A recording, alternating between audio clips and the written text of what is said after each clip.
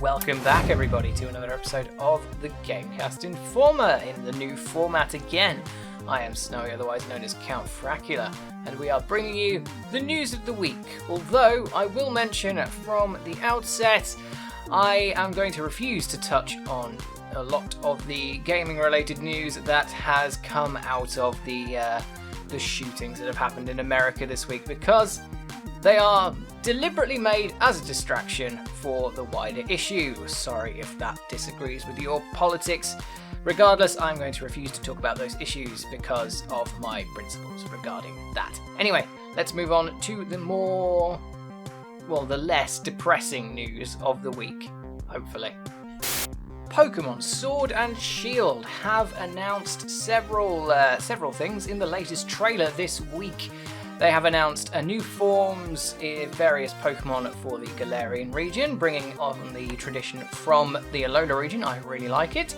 They have announced a more badger-looking version of Zigzagoon and Linoone, and has also announced the fact that this Pokemon now has an evolution called Obstagoon, which looks like it crossed a badger with a bouncer, and I love it.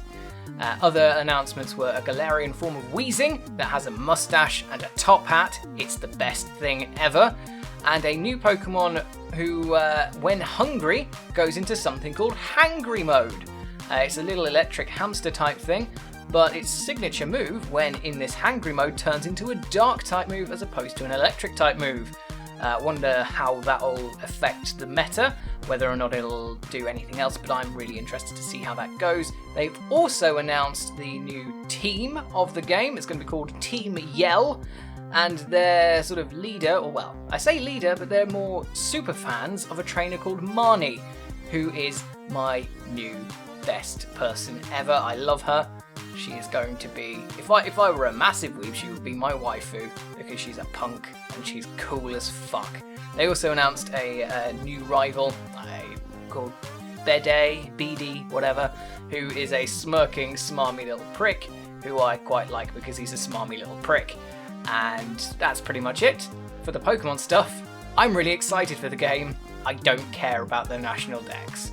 Making my very first appearance on the GameCast news, my name is Sally. You probably recognise me from the Pocket Edition podcast. To push this weekly roundup of news along, we have even more Switch revisions seemingly on the horizon. An executive from Sharp has gone on the record with the Wall Street Journal stating that they will be providing Nintendo with IGZO displays. Now, without boring you with all the technical details regarding these displays, all you need to know is that there are variation in display technology that has the potential to provide the Nintendo Switch with a smaller footprint in terms of the panel in the Switch, a brighter image, a clearer image, less power consumption, and less electronic noise, which can interfere with touchscreen technology. To make things interesting though, Sharp have had a part manufacturing deal in place with Nintendo as of March earlier this year. So it is feasible that this new screen technology and displays could make the cut for the soon to be released revised Switch and the Nintendo Switch Lite releasing next month. At the time of this recording, Nintendo are yet to comment or confirm any details, but of course GameCast and the News Roundup gang will keep you informed as this story develops. To wrap this little news piece up and to move strictly into speculation territory, Nintendo have had a long history of silently revising their consoles. However, this screen technology seems like it could be a pretty big deal for the Nintendo Switch, and if I were a betting man, I wouldn't be surprised if we see this screen technology make its first appearance in the highly anticipated and very wanted Nintendo Switch Pro, or whatever Nintendo happen to call that machine if it comes to fruition, which again, if I were a betting man, you mark my words, that machine will come to fruition.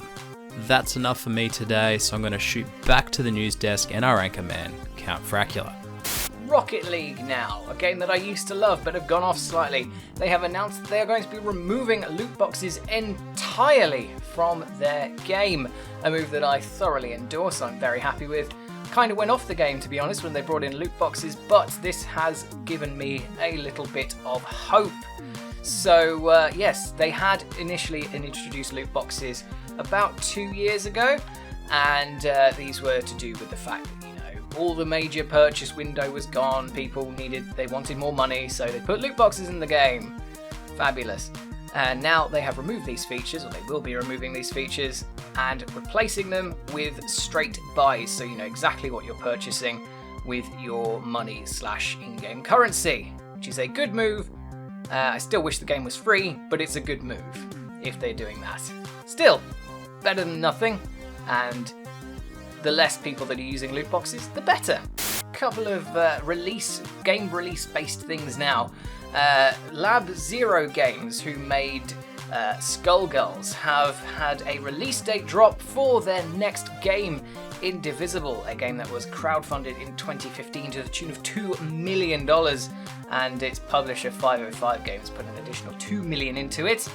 It's a wonderful little game by the look of it. It's got a lovely blend of 2D hand-drawn art and some 3D backgrounds, along with an interesting combat style. If you think Paper Mario, where you have an overworld, when you hit an enemy you go into a sort of turn-based style arena, and looks really nice. I'm really looking forward to it, and the release date is going to be October 8th. Something I am super excited for. Apparently it's going to be $34.99, that's in pounds, and that's a lot of money admittedly, but it does look like a very, very good game. Another little game though that has, this is less good news, 13, that's the one I'm thinking of. 13, the game, has had its release date pushed back. This is the remaster of 13, I have to add. Has had its release date pushed back to next year, citing the fact that they need a bit more time to add more polish to the game. I perfectly understand that, of course. I'm really looking forward to the remaster of 13. It's a wonderful little cel-shaded PS2 game, and definitely just needs to be played by everyone. I'm really looking forward to this remaster. Shame it's been delayed until next year, but these things happen in games. And it does mean, of course, that we'll get a better game from it, so hooray. And on that note, that concludes this episode of the GC Informer, and I hope you enjoyed it. Hope you enjoyed a little bit more of an idea of what we're going for with the format, with Sully's contribution as well. Hopefully we'll have some from other people next week as well. But yes, if you do enjoy this format, or you have any suggestions, please let me know in the comments below. Same as if you have any comments on any of the stories that I covered. Thank you very much for watching though. Please stay tuned to GameCast. A couple more of the topics we discussed today will also be discussed at more length in the newscast in the next couple of days. And otherwise, stay tuned. Thank you for watching, and we will see you next week.